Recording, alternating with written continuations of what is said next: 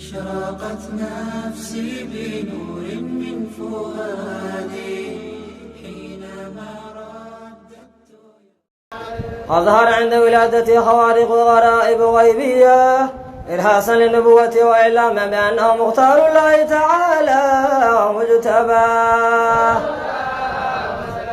فزيدت السماء حفظا ورد عنها المردة وذو النفوس الشيطانية. رجمت النجوم النيرات كل رجيم في حال مرغاه.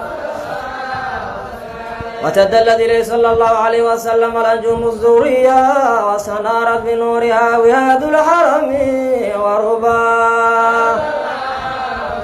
وخرج معه نور أضاء له قصور الشام القيصرية فراها من ببداح مكة داره ومغناه.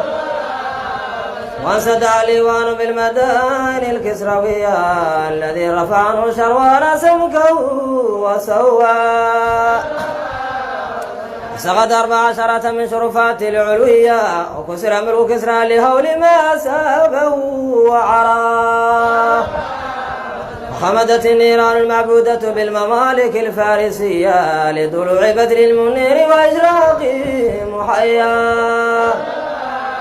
وقالت بحيرة ساوة وكانت بينها مدان وغم من البلاد العجمية وجفت إذ كف واكف موجها الثجاج ينابيعها تلك المياه. وفاض وادي سماوة وهي مفازة في فلاة وبرية لم يكن بها قبل ما ينقع لزمان لها. كان مولد صلى الله عليه وسلم بالموضع المعروف بالراس المكية والبلد الذي لا يعضد شجر ولا يقتلى خلاه. واختلف في عام ولادته وفي شهرها في يوم على أقوال العلماء مروية والراجح أنها قبيل فجر يوم الاثنين 12 شهر ربيع الأول من عام الفيل الذي سده الله عن الحرم وحماه.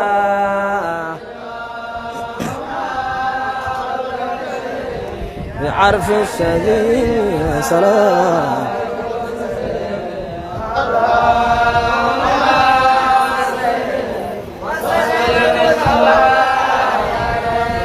اللهم صل وسلم وزد وبارك عليه.